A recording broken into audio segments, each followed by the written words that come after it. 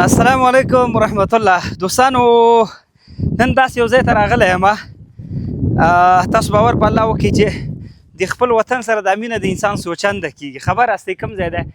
دا هم د کابل په لمن کې پروت دی او د ښایسته د ماربلو کان دی. ښه سنگ مرمر چې ترې جوړېږي بیخي کابل ښار ته نږدې دی. تاسو دلته وګورئ، قسم په الله کله کله سړی د الله تعالی د قدرت ته سړی کله کله حیران پاتې سي. او بل مهمه خبر دا ده چې زموږ ستاسو په دې وطنونو کې خصوصا پښتونخوا وطنونو کې دلته په افغانستان کې عموما په افغانستان کې به سره خبرو کوو. عموما الله تعالی موږ ته کومې خزانې خپل د خزانو څخه موږ ته راکړي دي، که هغه زمرود دي، که یاقوت دي، او که پسې راتېر شه طلا ده،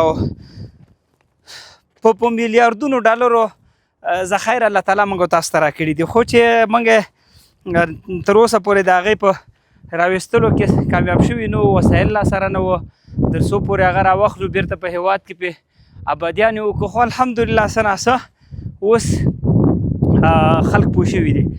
دا هم تاسو ګورئ بهترینه ماربل یا بهترینه سنگ مرمر چې ورته وي د افغانستان. ګوره تاسو ته ښکاري، تاسو دا ګوره عجیبه غر ده، عجیبه خلقت د رب تعالی دی. دلته وګورئ، دا یوازې دا ځای نه دی او بل دا داسې نه دی که نورو هېوادونو یا نورو ملکونو کې شاید د آبادۍ څخه ډېر لرې لرې وي. خو دا فکر وکړه ټول دلته 300 متره لاندې سړک دی او بازار دی.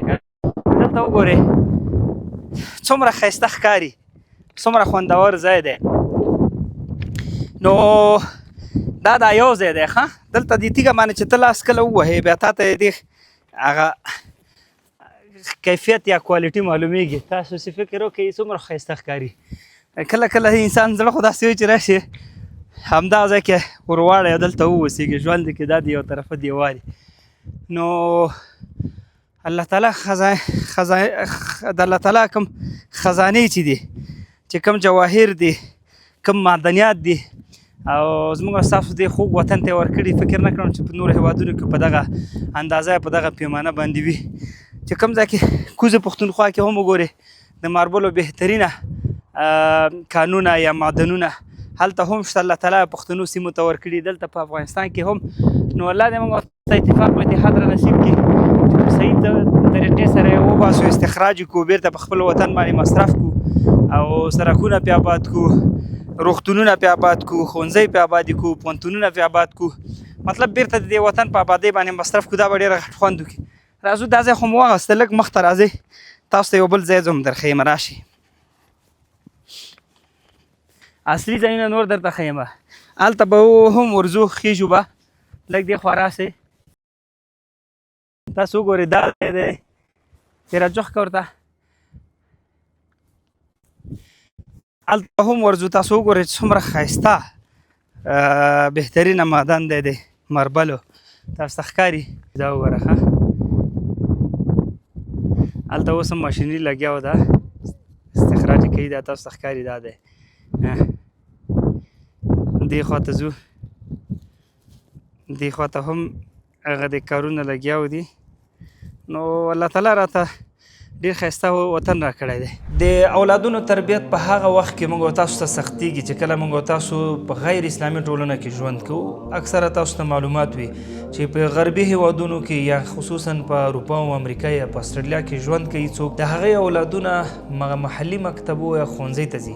ولې مور او پلار د دې نه خبر نه وي چې زموږ اولادونو ته په مکتب یا په ښوونځي کې یا په پوهنتون کې یا په انسټیټیوټ کې څه تدریسیږي. اکثره ورونه او خویندې دا پیغام راستوي چې زموږ اولادونه شاید آینده کې زموږ د عقیدې یا مثلا زموږ د کلتور او د عنعناتو څخه لرې پاتې سي.